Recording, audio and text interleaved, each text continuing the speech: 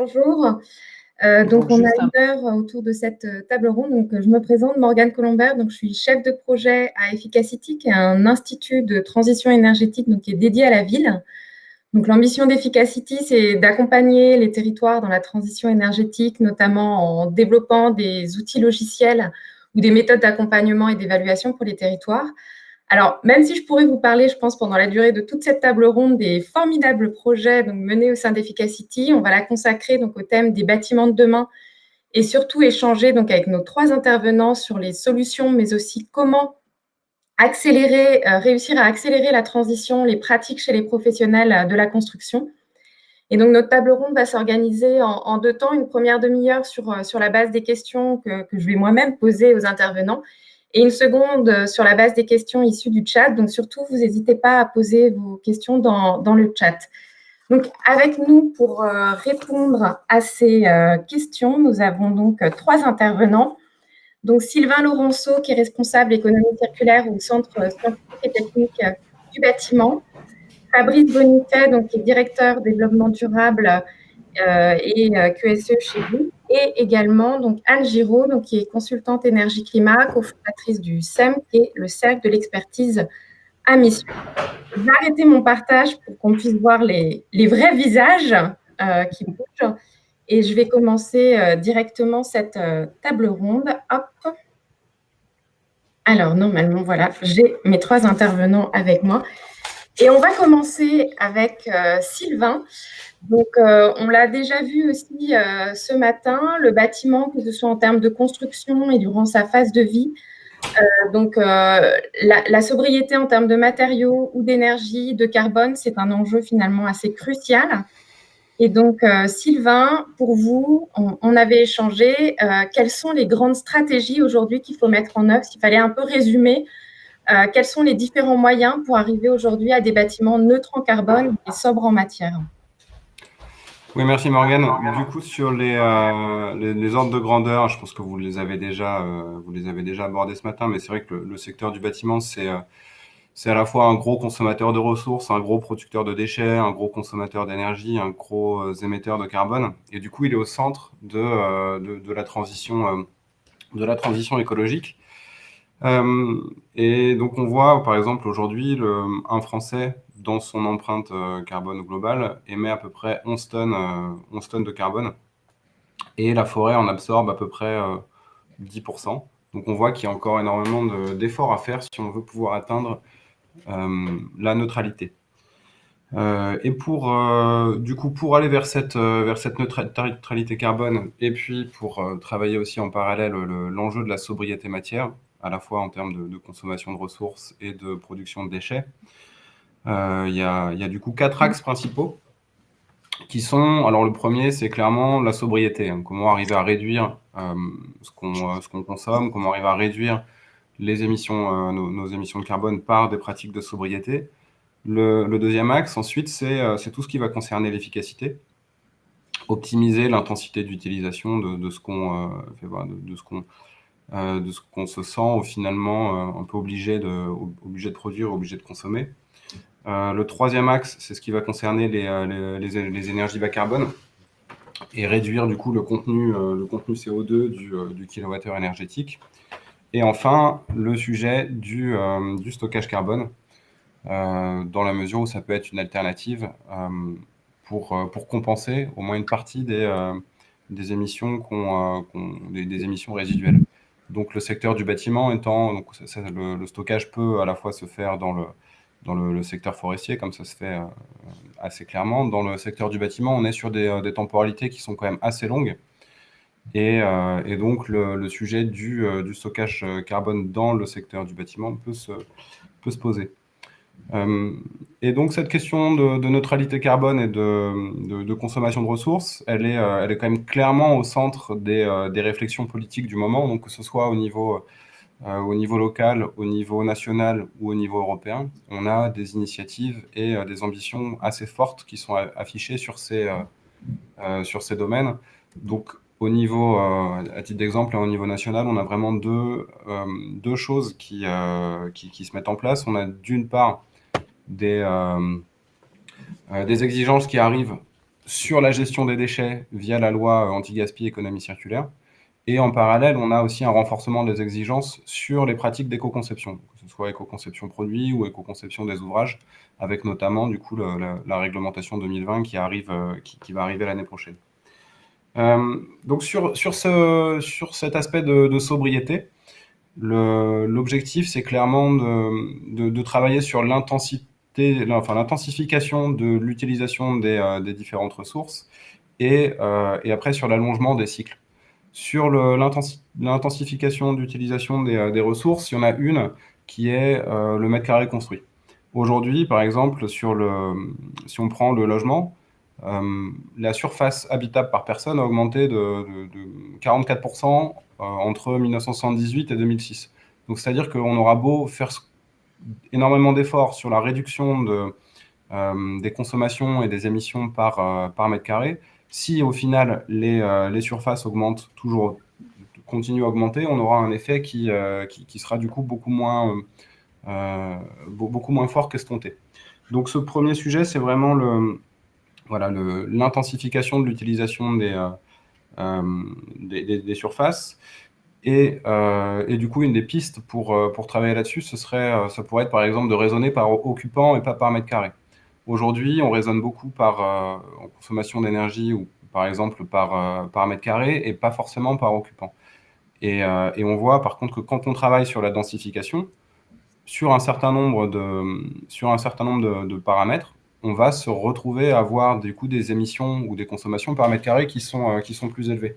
Alors qu'au global, par rapport à l'usage et par rapport à l'utilité qu'on en a, on a quand même une baisse du coup des consommations ou des émissions. Donc cette approche par occupant permettrait de mieux afficher et du coup travailler sur l'intensification de l'utilisation des usages. Et donc là, il y a plusieurs projets qui se mettent en place, par exemple autour de l'utilisation partagée autour des parkings ou également sur des salles de classe qui sont utilisées ensuite les week-ends pour d'autres activités. Ensuite, le deuxième point important, c'est le fait d'allonger les cycles. Donc allonger les cycles, au niveau des ouvrages, ça veut déjà dire travailler plutôt sur de la rénovation que sur de la construction neuve.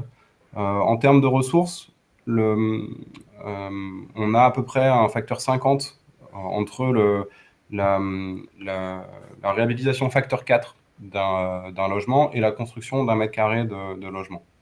Quand on parle de carbone, le ratio est plus le même, mais on a quand même un impact qui reste assez significatif. Donc voilà, il y a ce sujet de privilégier les rénovations, notamment les rénovations énergétiques par rapport aux constructions.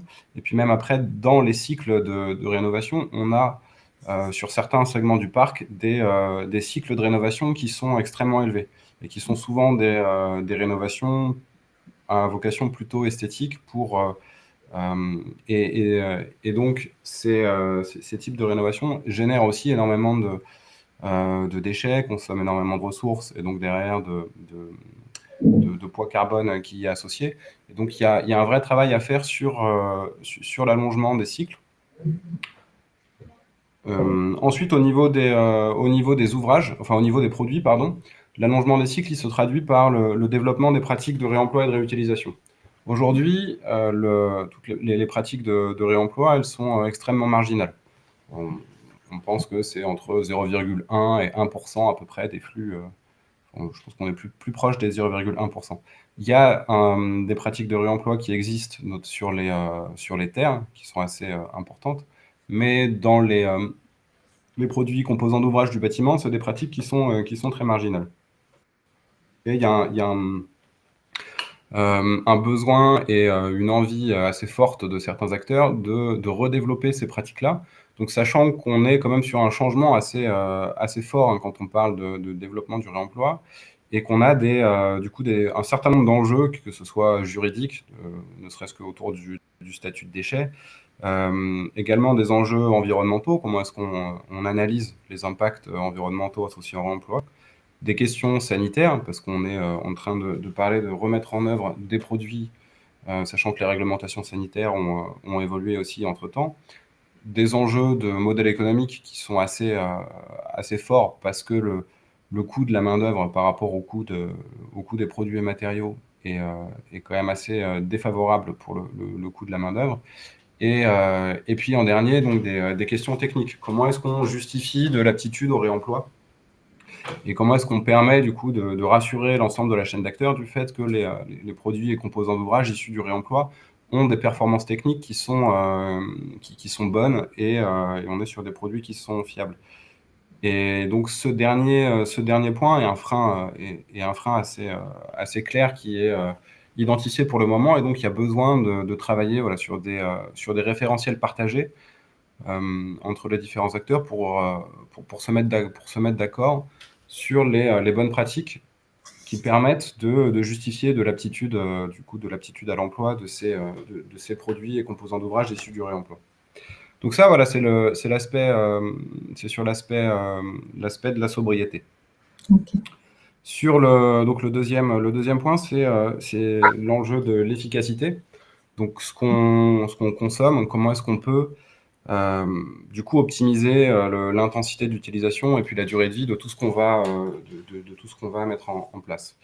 Donc au niveau des ouvrages neufs, ça se traduit notamment par des enjeux de réversibilité et de transformabilité. On voit que les cycles immobiliers sont assez courts, enfin se réduisent de plus en plus, qu'on a un certain nombre d'incertitudes qui apparaissent, hein, que ce soit lié au changement climatique ou ou aux crises sanitaires. On a quand même un bon exemple de développement du télétravail, et de voir l'impact que pourrait avoir du coup une massification du télétravail sur du coup les besoins en termes d'immobilier de bureau.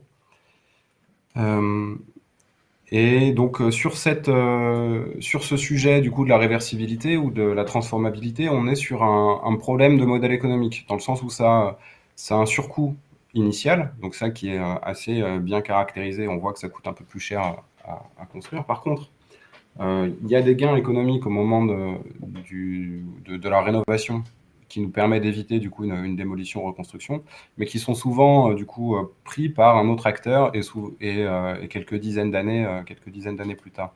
Donc se pose la question du transfert de quelque part de cette survaleur entre l'acteur qui va payer à l'origine et celui qui va en bénéficier à la fin. Et donc ça peut être notamment travaillé aussi au niveau des collectivités territoriales, hein, puisque les dynamiques du parc sont très différentes suivant les contextes locaux.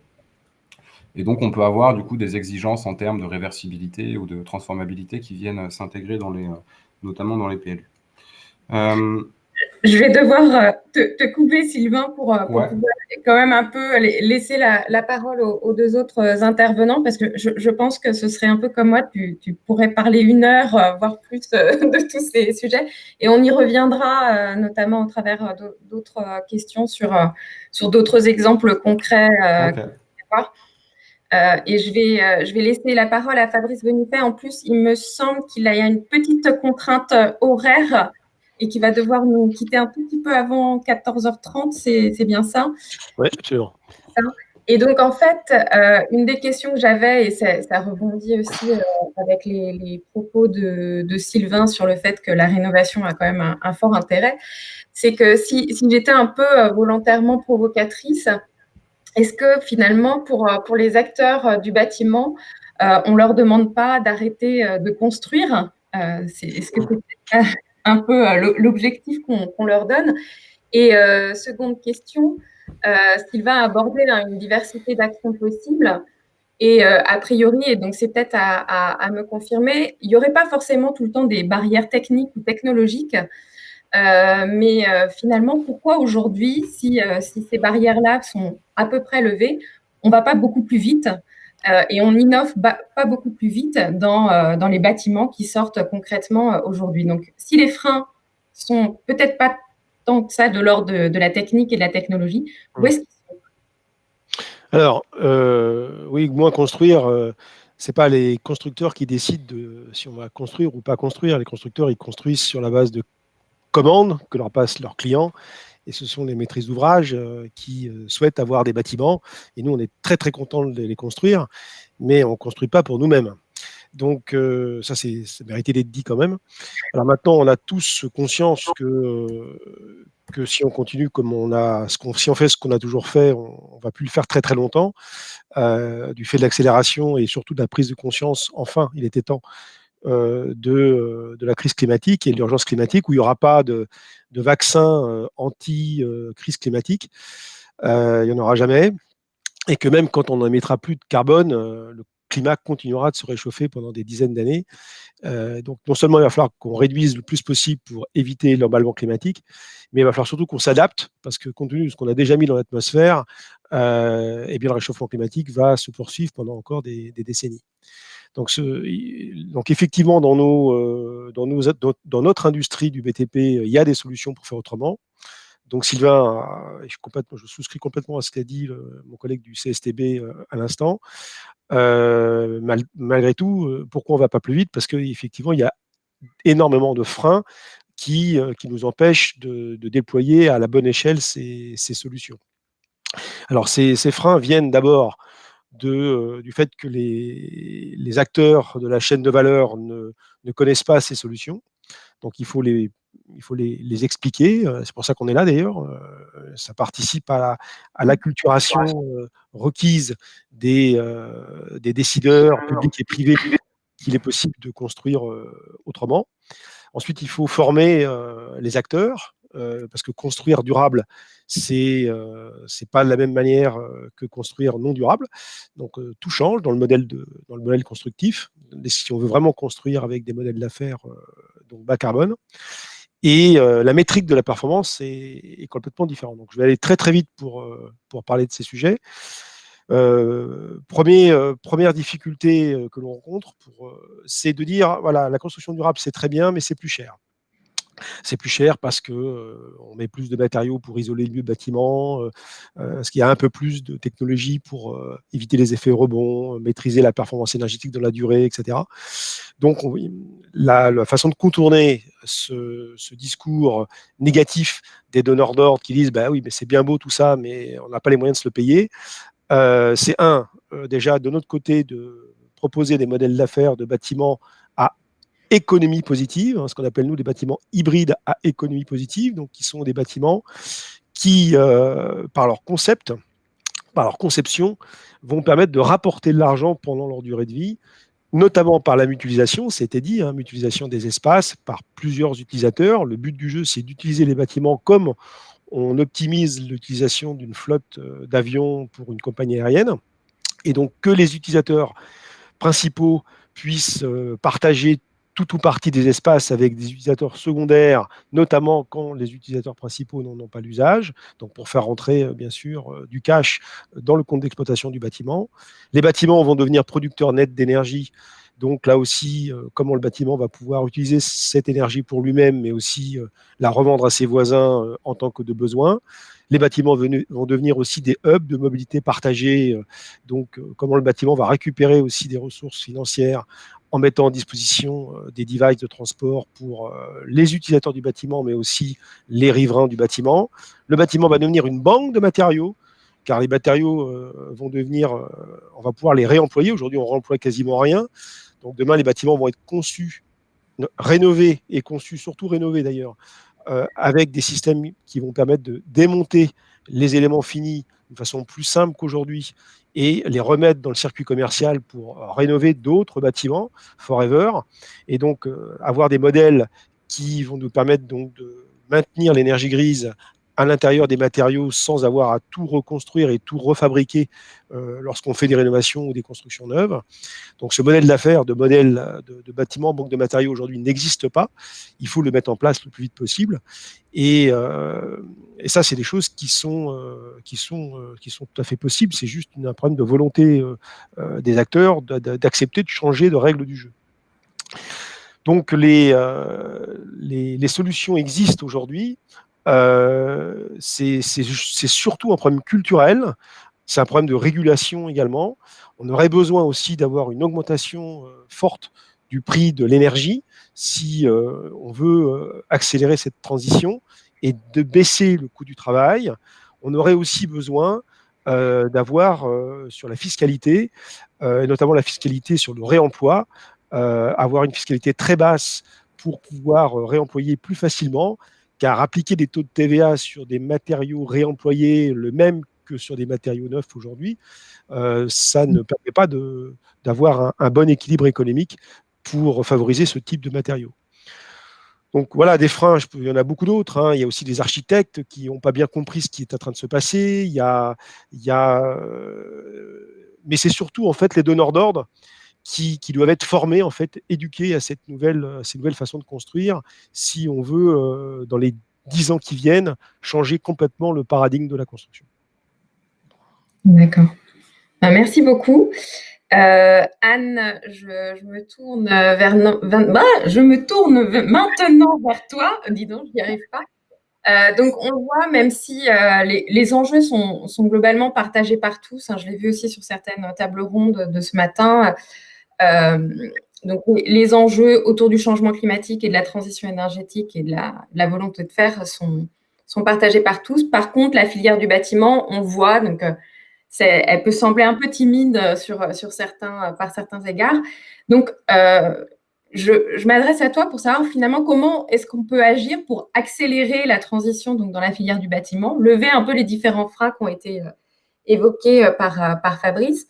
Et est-ce que peut-être que cela s'inscrit d'ailleurs dans une stratégie finalement un peu plus globale de transformation des actions dans les territoires, c'est-à-dire peut-être qu'il ne faut plus fonctionner uniquement à l'échelle de l'entreprise et de la filière du bâtiment, mais avoir une approche beaucoup plus globale. Donc, je te laisse la parole. Merci beaucoup, Morgane. Bonjour à toutes et à tous et merci de me donner l'opportunité d'intervenir. Et puis, je vais prendre le premier mot que tu as mis dans ta question, c'est agir. La question, c'est vraiment celle-là maintenant, agir. On est dans un domaine sur lequel le nombre de rapports ne manque pas. On pourrait même dire que c'est une sorte de marronnier, puisque hier est encore sorti un nouveau rapport du Haut Conseil sur le climat pour dire que la rénovation, ça ne marchait pas suffisamment bien, qu'on n'était pas au bon rythme. Donc, il faudrait un peu sortir de cette auto-flagellation permanente et se mettre un peu plus en perspective, effectivement, dans un lien qui peut être fait avec l'ensemble des acteurs. Et je souscris à tout ce qui a été dit dans mes deux précédents collègues. Et peut-être essayer de dresser dans les quelques minutes de mon intervention quelles seraient finalement les pistes pour organiser le point de bascule.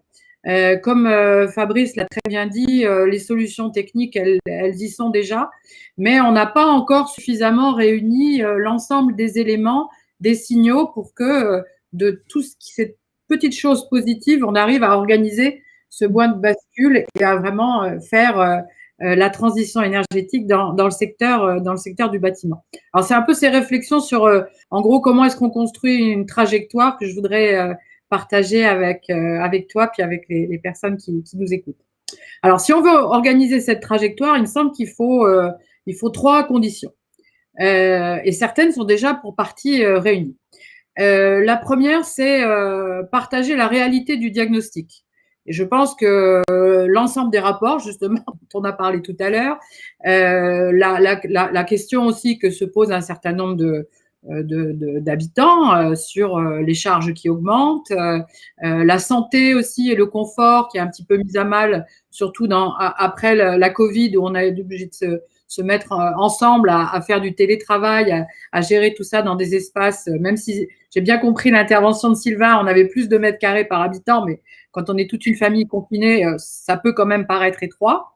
Voilà, donc ce diagnostic-là, la réalité de ce diagnostic et de la situation, et du fait que aussi on n'arrivera pas à atteindre les objectifs des plans climat et la lutte contre le changement climatique sans s'attaquer résolument au bâtiment, elle est assez bien partagée. Donc ça, c'est la première question, la première condition pour arriver à organiser ce point de bascule.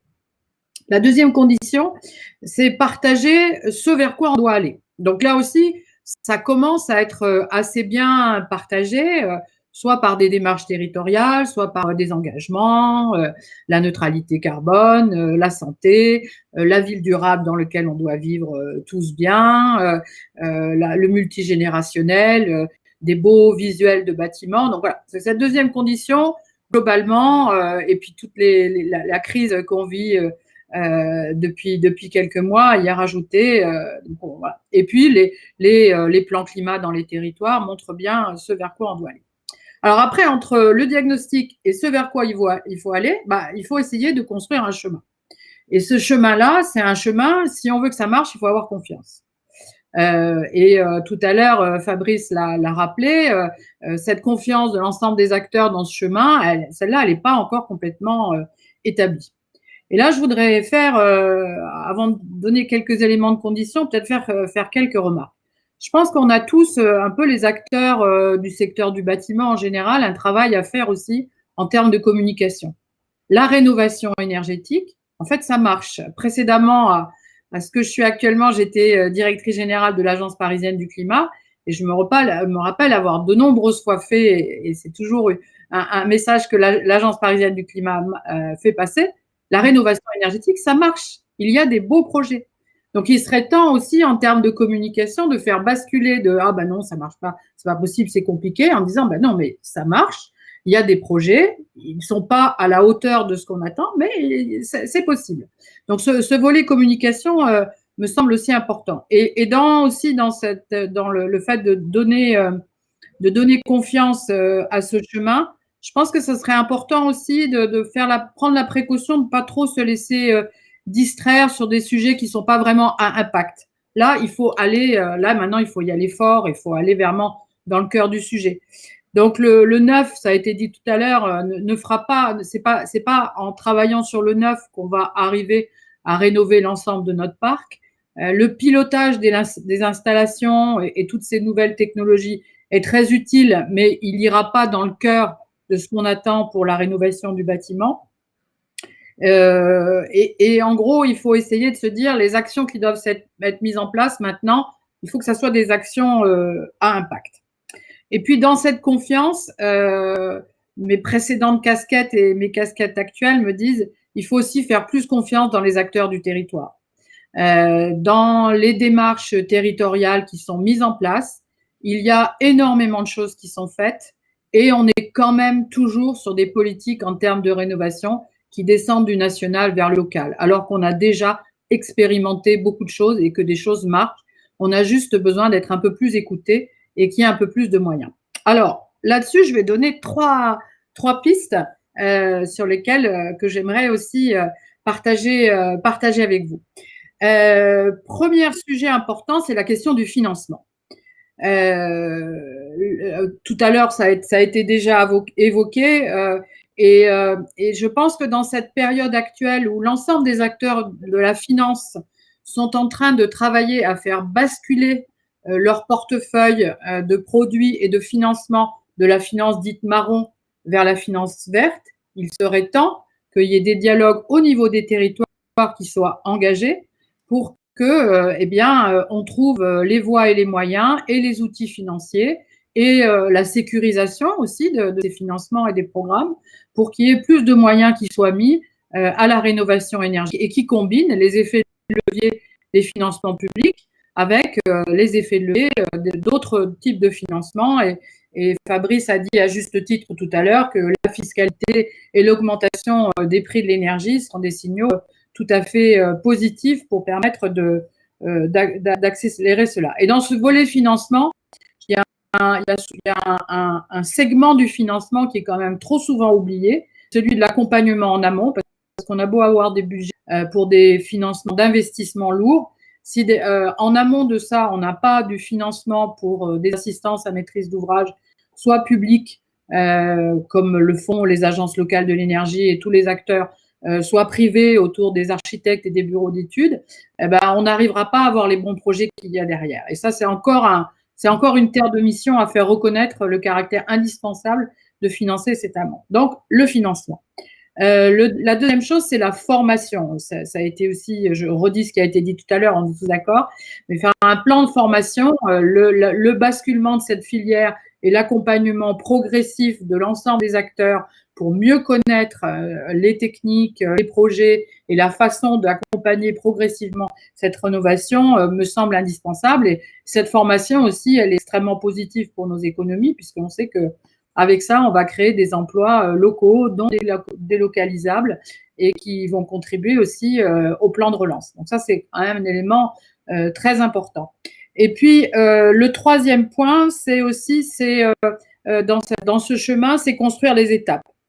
On ne va pas rénover l'ensemble du parc d'ici 2000, dans les 2 prochaines années, mais on a 20 à 30 ans pour le faire. Donc, ça veut dire qu'il faut aussi, dans cette progression, travailler avec l'ensemble des données, les bases de données qu'on a, sélectionner les bâtiments sur lesquels on souhaite intervenir, ceux qui ont le plus de sens d'y intervenir parce que ce sont les passoires thermiques et c'est là où la rentabilité des programmes sera les plus fortes, commencer à bien cibler et construire ces étapes progressives qui doivent nous amener entre 2020 et 2050. C'est ce qui a, pour reprendre ma casquette Paris quelques instants, c'est ce qui avait été voté dans le cadre du plan climat de rénover BVC l'ensemble du parc bâti parisien et de construire progressivement ces étapes sans les louper et en commençant maintenant. Donc voilà, donc c'est tout ce chemin-là qui est un chemin de confiance, qui fait appel à l'ensemble des acteurs, qui repose aussi sur une meilleure reconnaissance des acteurs des territoires, collectivités territoriales et leur écosystème et les alliances qui sont tirées autour de ce sujet, qui permettent d'aller de ce diagnostic partagé, cette vision collective également partagée, et un chemin qui progressivement doit nous amener à ça. Et c'est vraiment essentiel puisque si on veut réussir la grande transition, celle qui va nous amener à reprendre la main sur la température sur Terre et à résoudre aussi l'alignement des crises qu'on voit actuellement, ben c'est l'essentiel d'une partie. Et puis là, on parle quand même de comment est-ce qu'on vit bien chez soi, en ville ou à la campagne, mais comment est-ce qu'on vit bien. C'est quand même un élément très important aussi globalement pour tout le monde. Voilà, c'est ça que je voulais partager avec vous cet après-midi. Merci. Alors, avant de laisser la parole à Quentin Barbe qui nous retransmettra les questions du chat, je voulais vous poser une question à vous trois, si Fabrice n'est pas encore parti, et s'il est déjà parti, j'ai l'impression. Non. C'est votre avis en fait sur la RE 2020 qui va bientôt finalement sortir, même si c'est non pas en 2020 mais en 2021. Et sur quel aspect elle va être finalement relativement ambitieuse pour répondre à ces nouveaux enjeux ces enjeux de transition énergétique, et sur quels aspects elle serait peut-être déjà insuffisamment ambitieuse? Alors la RE 2020, les contours ne sont pas complètement encore terminés, mais on voit bien à quoi ça ressemble. Déjà, c'est bien d'avoir relié l'énergie et le carbone. Hein, c'est bien d'être sorti aussi de l'aspect purement thermique qu'il y avait auparavant. C'est bien toutes les énergies qui doivent être prises en compte pour le BTP et le bâtiment en général. Alors les limites que je vois, moi, c'est le problème des effets rebonds. Que cette nouvelle réglementation ne prend pas en compte, mais c'est difficile parce qu'on sait très bien aujourd'hui que quand on améliore l'efficacité énergétique d'un bâtiment, bien souvent on baisse la consommation d'énergie, on baisse le coût donc d'accès à l'énergie des utilisateurs, mais bien souvent il y a un réflexe qui fait que les utilisateurs ont tendance à améliorer ou à augmenter un petit peu le chauffage parce que ça leur coûte pas plus cher, et finalement ce qu'on gagne d'un côté on le perd de l'autre. Donc cet effet rebond, il est délétère parce qu'en fait, il efface en fait tous les gains que la technique a permis de réaliser. Donc il va y avoir un nécessaire accompagnement dans l'usage, peut-être grâce à des outils de domotique, pour accompagner les utilisateurs dans la maintenabilité d'une performance énergétique que pourrait leur apporter le bâti. Alors, ça peut être des nudges, ça peut être ça peut être des incitations bonus-malus, ça peut être du coaching, ça peut être des outils numériques qui peuvent accompagner les clients dans l'utilisation responsable de leur logement pour qu'ils puissent, ne serait-ce qu'être informés lorsque il y a des dérives liées à des surconsommations, à des écarts de consommation trop importants. Mais si on ne prend pas garde à cela, on va retomber dans l'illusion d'avoir une réglementation qui fixe des seuils qui sont tout à fait ambitieux, mais qui, dans la vraie vie, c'est-à-dire dans la consommation énergétique réelle, révèlent des écarts très importants entre ce que l'on a. C'est un peu comme pour les voitures, hein, où les constructeurs nous vendent des voitures à 99 grammes de CO2. Et il s'avère que dans la vraie vie, quand on regarde sa consommation, on est toujours 35 ou 40% au-dessus, parce que personne n'arrive à conduire la voiture selon les caractéristiques du constructeur. Ben, pour le bâtiment, c'est exactement la même chose. Donc cet effet rebond, aujourd'hui, c'est un vrai challenge. Il va falloir travailler dessus tout de suite, parce que sinon, ben, les promesses de la RE 2020 aujourd'hui ne seront pas tenues. Alors, il y a aussi un problème, il y a aussi un autre problème, si vous voulez vraiment tous les problèmes, c'est le problème du contrôle aussi. Hein, parce qu'entre ce qu'il y a, ce qu'on est capable de vous dire maintenant, nous on est bien placé pour vous le dire, qu'il y a constructeurs et constructeurs pour le coup. Hein. Parce que ces nouvelles techniques qui doivent arriver en fait quasiment à des bâtiments passifs, hein, à terme, autant les Allemands, les Autrichiens, les Suisses construisent selon ces modèles depuis maintenant 20-25 ans. Nous, c'est quand même assez récent parce qu'on a pris un retard considérable dans ce domaine-là et nos entreprises ne sont pas préparées à ça. Donc, il y a vraiment des problèmes de qualité, tout simplement, hein, de qualité de réalisation et donc de ponts thermiques, de mauvaise étanchéité, etc., qui font que là aussi, les promesses ne sont pas tenues parce que tout simplement, c'est pas bien fait, quoi. C'est pas bien réalisé. Et vous savez que quand il fait très froid en hiver, hein, si vous avez un petit bout de votre peau qui n'est pas couverte par les vêtements, ben, vous avez complètement froid. Hein, ben, pour un vêtement, c'est exactement la même chose. Donc il y a besoin d'énormément de rigueur de la réalisation si on veut que la performance énergétique soit tenue. Voilà. Mais je pense que Sylvain. Oui. Alors après, si je peux compléter, il y a quelques. Alors tout n'est pas connu encore, hein, dans la RE 2020 quand même, faut le préciser. Oui. Après, ce qui a été soulevé là par Fabrice, c'est assez clair. Il y a quand même, il y a un point qui est aujourd'hui soulevé, c'est la question de la mesure et de la garantie de performance. Mais une approche un peu intermédiaire, c'est déjà tester la sensibilité de la performance à certains facteurs. On sait que les conditions d'occupation sont pas forcément les mêmes, qu'il peut y avoir des malfaçons, des mises en œuvre des ponts thermiques. Il peut également y avoir des performances des systèmes qui ne sont pas au rendez-vous. Et donc d'analyser la sensibilité de des performances par rapport aux différentes malfaçons ou aux différents mésusages qu'on pourrait observer, une manière déjà de les connaître et après de pouvoir travailler dessus et les maîtriser. Si on reste aussi sur l'aspect purement énergétique, il y a quand même un point aussi important dans la nouvelle réglementation, c'est en termes d'effet rebond, c'est la question du confort d'été. Aujourd'hui, le taux de climatisation des logements, il est d'à peu près 5%. Avec le changement climatique et dans certains scénarios, notamment de l'ADEME, on pourrait monter à 50% de climatiseurs en 2050. La RE 2020 va introduire des exigences sur le confort d'été. Et du coup, la capacité à rester dans des conditions acceptables, en fait, même si on a des pics de chaleur. Et donc ça, c'est important aussi pour pouvoir avoir des niveaux de confort qui sont bons et éviter de recourir massivement à la climatisation dans le futur. Et puis, il y a quand même un point extrêmement important que met en place la RE 2020, c'est que toutes les réglementations d'avant étaient sur la phase d'utilisation. On voit quand on est au niveau BBC, quand on a atteint des niveaux BBC, que l'impact des produits de construction peut être supérieur en fait aux émissions qu'on va avoir pendant la phase d'utilisation. Et donc, ce que fait la RE 2020, c'est qu'elle introduit du coup progressivement les impacts qui sont associés aux produits de construction. Et ça, c'est un vrai changement alors je ne vais pas dire changement de paradigme, mais en tout cas, c'est un changement assez fort et puissant dans la réglementation, puisque ça vient ouvrir le périmètre réglementaire. Aujourd'hui, ça se fait avec des analyses en cycle de vie. Aujourd'hui, on exploite uniquement le critère sur le carbone. Les analyses en cycle de vie ont un certain nombre il y a plus de 20 indicateurs qui sont calculés dans les analyses en cycle de vie. Donc, on pourrait déjà, dans un second temps, ensuite pouvoir exploiter ces autres indicateurs, notamment les indicateurs de matérialité pour avoir des informations sur la circularité des ouvrages. Et puis, ça fait aussi le lien avec ce dont parlait Fabrice tout à l'heure et que je n'ai pas non plus le temps d'aborder, c'est la question des passeports matériaux et donc de conserver l'information quelque part qui va permettre ensuite d'optimiser le réemploi ou le recyclage, enfin d'optimiser la valorisation future de ce qu'on met en œuvre, aujourd'hui. Donc là-dessus, les enjeux, ils sont clairement pas techniques, mais ils sont plus organisationnels. Il faut arriver à bien se mettre d'accord ce qu'on entend par passeport matériaux et organiser ensuite un système de capitalisation de la donnée qui soit commun et partagé par tous. D'accord.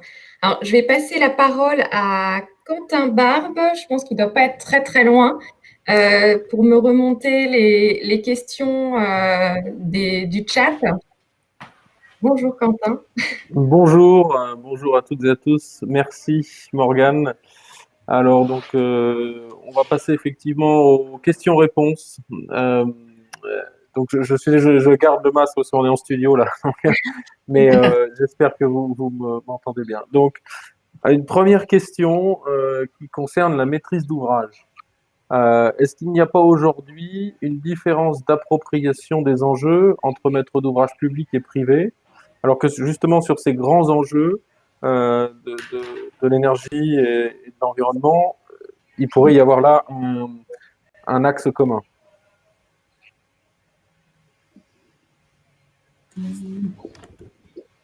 Alors, c'est vrai qu'on a perdu Fabrice. Je pense qu'il aurait été le plus à même pour répondre à cette question. Enfin, il aurait eu le regard en tout cas de maîtrise d'ouvrage privé.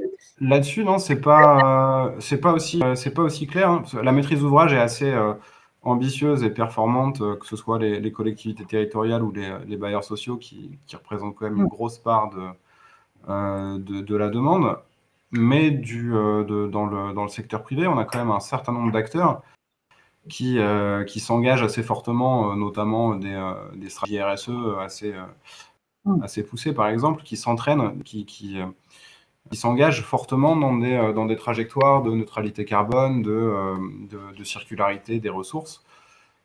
Donc voilà, c'est pas aussi clair. Ensuite, c'est vrai que si on parle de rénovation énergétique, par exemple, les copropriétés, c'est un segment sur lequel on a du mal à massifier, pour tout un tas de raisons, notamment parce que la prise de décision est délicate, mais de faire une distinction entre maîtrise d'ouvrage public vertueux et les autres, c'est un peu rapide.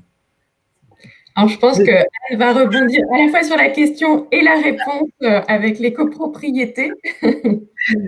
Oui, effectivement, je crée ce que vous avez dit, hein, il y a des grandes maîtrises d'ouvrage ou publiques et privées, pour des raisons différentes, ont beaucoup avancé et font des choses tout à fait ambitieuses. Après, la question reste des maîtrises d'ouvrage qui sont ce qu'on appelle non sachantes ou des maîtrises d'ouvrage sur des bâtiments qui sont plus petits. Et donc là où il y a effectivement ces maîtrises d'ouvrage importantes non sachantes qui ont besoin d'être accompagnées. Et donc j'invite Monsieur Laurenceau à voir ce que font les agences locales de l'énergie, en particulier l'Agence parisienne du climat, sur la copropriété, sur lequel on a montré que des copropriétés bien accompagnées avec une agence ou des assistants à maître d'ouvrage qui sont formés peuvent arriver à faire basculer cette maîtrise d'ouvrage non sachante dans un processus de décision qui fait qu'il y a des projets qui se réalisent. Voilà, pas encore le nombre qu'on aimerait atteindre pour avoir nos objectifs, mais il faut sortir de la copropriété que ça ne fonctionne pas. La copropriété, dans son caractéristique, elle se rénove. C'était aussi une perche un peu tendue. C'est vrai que ce sujet de la copropriété, c'est pas, faut pas le stigmatiser, mais en tout cas, moi, je souscris clairement à votre remarque sur le besoin d'accompagnement. Et aujourd'hui, on a beaucoup de budgets qui sont fléchés vers l'investissement, et en fait, c'est la prise de décision. Et comme vous le soulignez, en copropriété, il y a un besoin de faire mûrir et d'accompagner cette prise de décision. Et c'est là-dessus qu'il y a quelque chose qui pêche. Et il pourrait y avoir un bel effet de levier. Exactement. On est d'accord.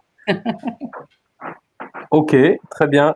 Merci pour ces réponses. Alors, une deuxième question cette fois-ci plutôt du côté de la maîtrise d'œuvre. Donc, on parle de nouvelles approches, de nouvelles pratiques. Est-ce que le permis de faire, par rapport à de la loi, inscrit dans la loi Elan, va pouvoir changer dans ce sens-là? Est-ce que vous avez des éléments de réponse à ce sujet? En fait, le permis de faire, en gros, il fait passer d'une logique de moyens à une logique de résultat. Et sur un certain nombre de sujets, mais qui reste toujours dans le périmètre réglementaire. Donc le permis de faire, il a un périmètre in fine assez limité parce qu'il n'y a pas que de la réglementation dans le bâtiment. Mais en tout cas, il vient préfigurer quelque part une nouvelle approche avec une culture de résultats plus que de moyens, et donc il peut être mobilisé pour préfigurer du coup des nouveaux schémas, quoi. D'accord. D'autres éléments ou vous voulez passer à la question suivante? Question suivante. D'accord. Alors, on va revenir sur ces notions de coût. Le coût, effectivement, est souvent mis en avant pour ne pas faire plus.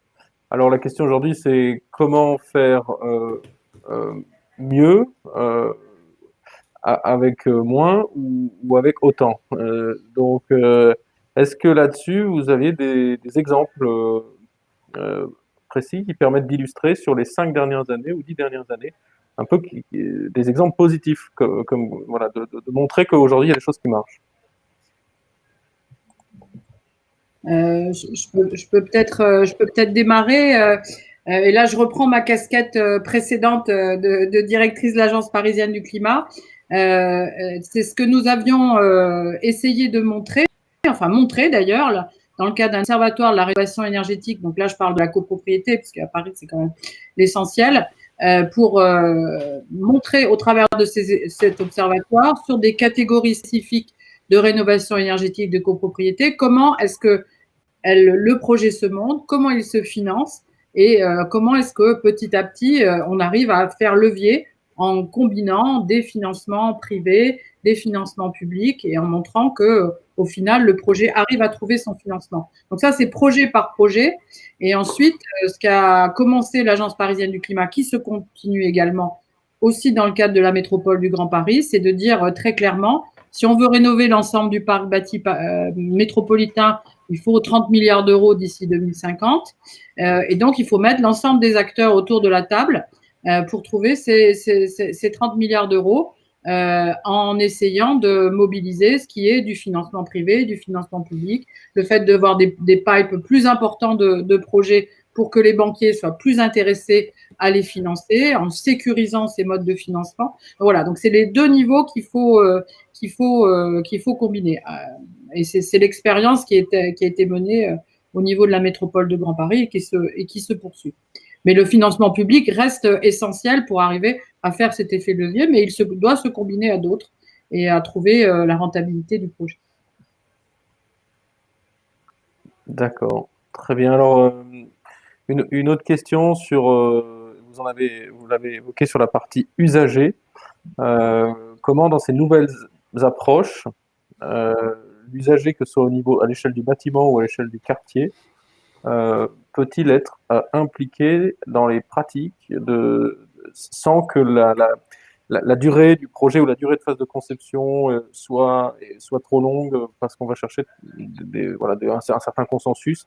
Est-ce que aujourd'hui on a des outils pour aider les acteurs dans ce sens-là, à faire participer les usagers? Au moment des travaux ou après dans l'utilisation, pour éviter l'effet rebond, c'est ça Oui. ce qu'on disait tout à l'heure, c'est ça? En fait, ça participe globalement d'une meilleure prise de conscience de l'ensemble des utilisateurs, des habitants, du fait qu'on a un chemin à faire, à passer de 11 tonnes de CO2 à, en gros, 2, quoi, hein. Et donc, il y a quand même maintenant une conscience globale, de multiples outils.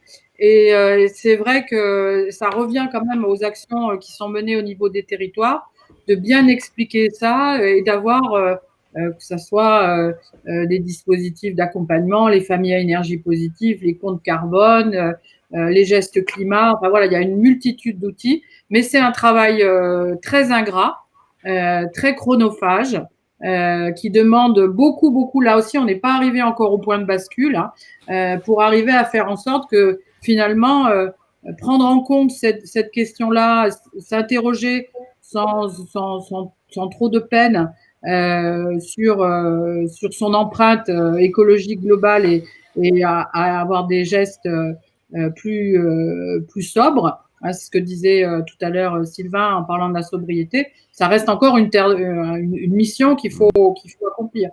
Et ça, c'est un travail de territoire, d'accompagnement, de sensibilisation, de communication sur lequel il faut encore insister. La vertu de la pédagogie étant la répétition, et beaucoup de répétitions finissent par ancrer les actions dans la pratique. Mais on n'en est pas encore tout à fait là, à cet ancrage. Après, sur la place des usagers dans la conception des quartiers, c'est peut-être plus d'ailleurs Morgane avec sa casquette Efficacity qui pourrait répondre à cette question. Moi, je vais juste revenir sur les aspects financiers, parce que dans la rénovation énergétique, il y a toujours après l'idée que quand on a déjà décidé d'une rénovation, qu'on embarque la performance énergétique, le modèle économique est quand même clairement plus simple à trouver.